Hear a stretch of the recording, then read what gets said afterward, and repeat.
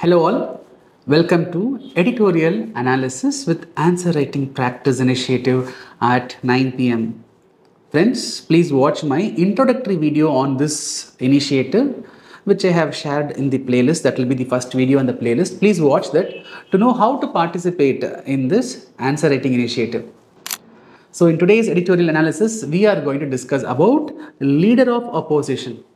Friends, after 10 years, Lok Sabha has got its leader of opposition. See, though it is not a constitutional post, it assumes a lot of significance. If you go to West UK, this leader of opposition will be called as Prime Minister in waiting. That Prime Minister in waiting will have a shadow cabinet which will be scrutinizing the actual cabinet's policy decisions. In West I am saying, in UK I am saying. So this position assumes greater significance, and this topic was widely discussed in most of the editorials in the newspapers. So in this video, I will discuss this topic from our exam point of view. So first we will understand the genesis, the chronology of this leader of opposition post. So the leader of opposition, the roots of this position dates back to pre-independence era. So Motilal Nehru was once a leader of opposition. So after 1950s, after we got independence in 1950s, the first Lok Sabha speaker, G.V. Mavalankar, he came with two important directions, direction number 120 and direction number 121. And these directions are with respect to recognizing a political party in the Lok Sabha as an opposition party. See, in Lok Sabha, you will have members of parliaments coming from various parties, right? But however, which political party can be qualified to be recognized as opposition party?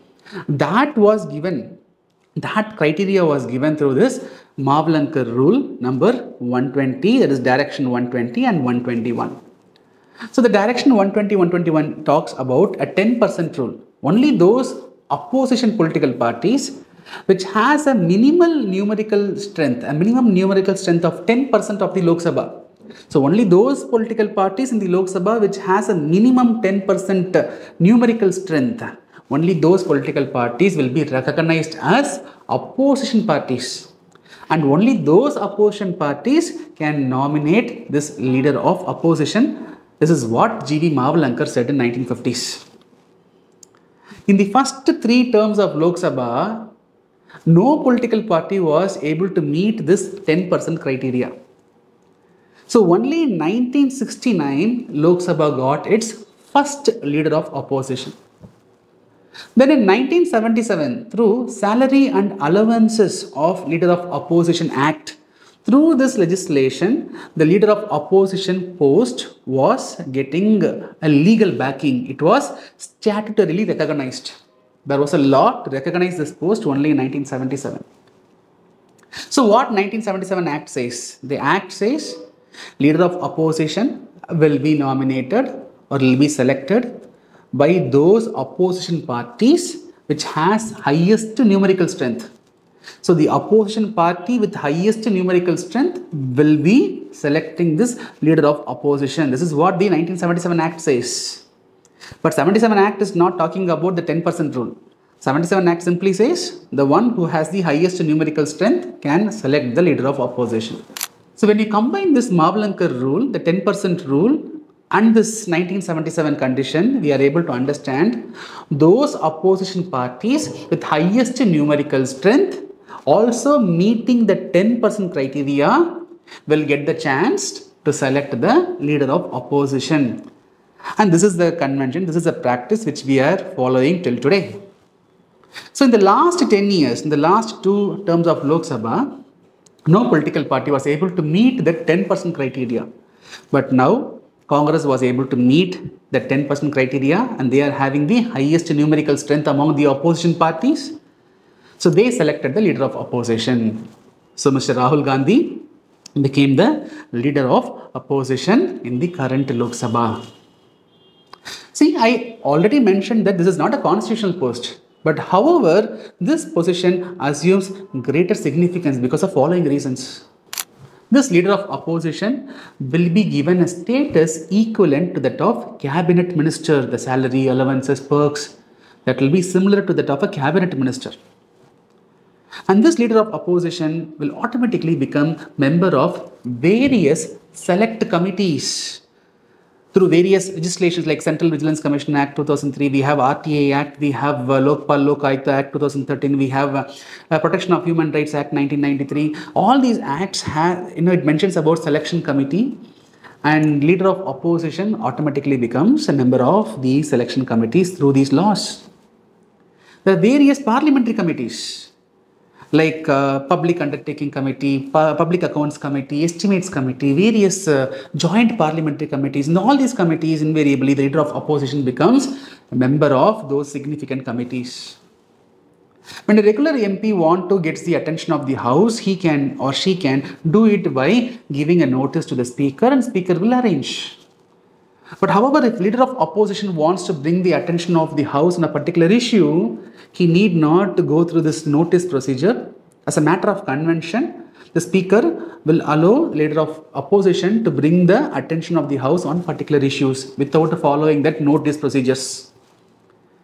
If leader of opposition requests the presence of Prime Minister during an important discussion, then Prime Minister will be made present. All these are practices, conventions, keep that in mind.